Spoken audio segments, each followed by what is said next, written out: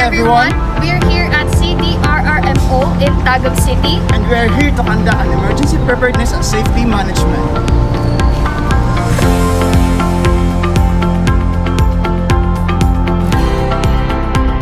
Good morning, sir. We're from Tagum College. So we are education student major in physical education. So we're here to conduct an interview about emergency preparedness and safety management. So the first question po, sir, is how do you prepare for disasters? Una-una, we are preparing the communities and as well as our responders through hazard assessment. Tinitingnan natin ano yung iba't ibang hazards na present sa community natin. And then from that hazards, then we'll do different trainings intended for that particular hazard para maging effective yung response natin. Ano yung mga activities na pwede natin gawin to answer the needs and as well as the requirements para maging safe yung area natin in that particular hazard. Does your team, sir, have an emergency plan?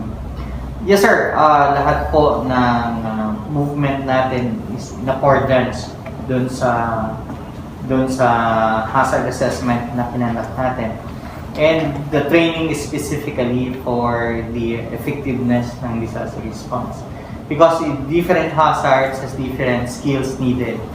So, based on the requirement, so yun ang binibigay natin ng mga trainings and capability buildings ng mga responders natin. So third question po, what facilities and equipments that are available for every disaster? Example po, earthquakes, typhoons, and flood.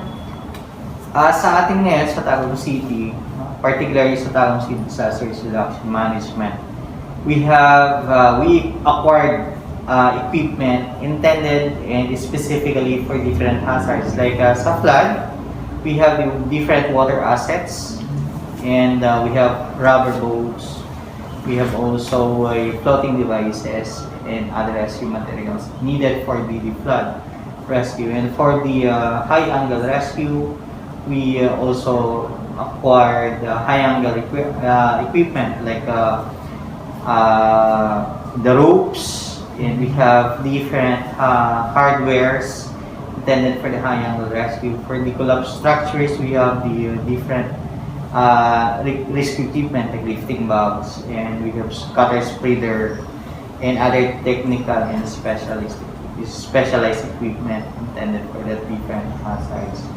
So far, most of the equipment needed to answer those hazards na-acquire na natin.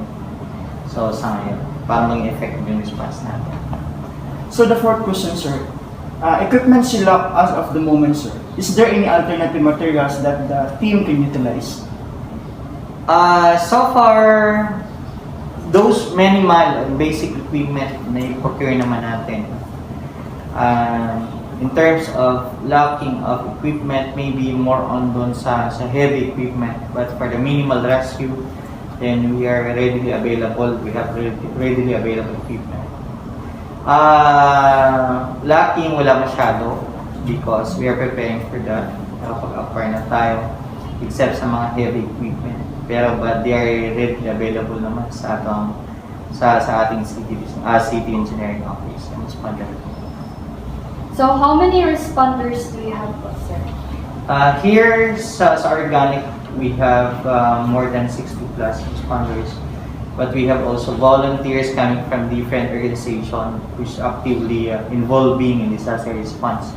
Particularly mga CSOs and non-government organizations. Na they are trained by the city disaster and naging partner din siya ng city disaster during disaster response natin. The sixth question, sir.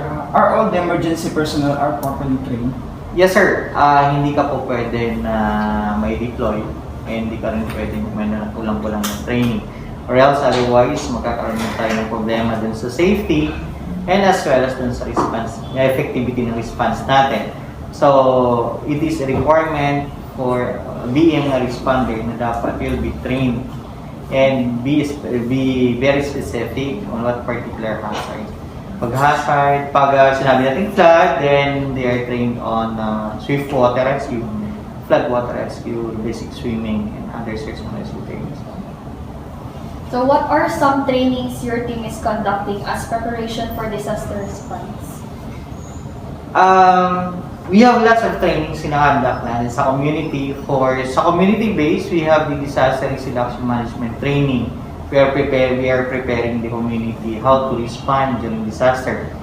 Anong gagawin nila, before, during, and after, anong gagawin nila. And then, particular na rin yung self-help program for them. Kasi we are aiming that the disaster preparedness must start at home.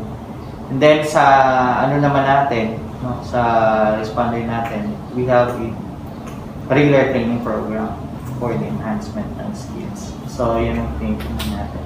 So we have the community base and we have the responders level na program. How will work be documented during the recovery process?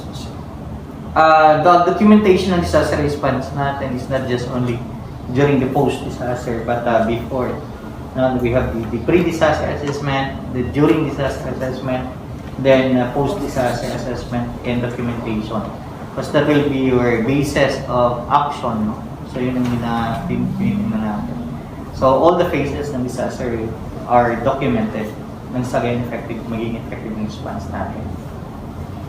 So what are your ways to provide public awareness and educate the Tagumeños to prepare for disaster and emergency? Based on the dissemination information, we are using the quad media. So from the radio programs, the handouts, the leaflets, and as well as pag-conduct ng information dissemination program down to barangay level. So yun ang tingnan natin. But during disaster, we are sending messages, early warning messages, through text messages, text blasting, or social media, through social media information dissemination on what really happened or what are the situation now in Tagum City, so that our constituents will be ready from time to time kung ano yung nangyari sa lugar natin, and ano yung mga precautionary measures na pwede natin ibigay sa kanila before the occurrence of disaster. For the last question, sir, a brief reminder to every citizens in Tagum City in relation to how important awareness and coordination for effective disaster and emergency response po. Actually, this is not a reminder to all, but we would like to say that disaster response must always start from in every home. Kasi dyan mag-start naman yung how we prepare, how we respond, and how we answer the need ng disaster. So, sabi nga natin na before the occurrence ng disaster, dapat bawat pamilya maging handa na kung ano yung gagawin natin, ano yung ipaghanda natin, ano yung dapat nating i-prepare before the occurrence. Nang sa gayon, if nagkaroon ng disaster, then hindi na mo problema ng bawat pamilya. And hindi na rin natin pwedeng sabihin na disaster is a sole responsibility ng government. Where in fact, the disaster preparedness will start at home, bawat tao.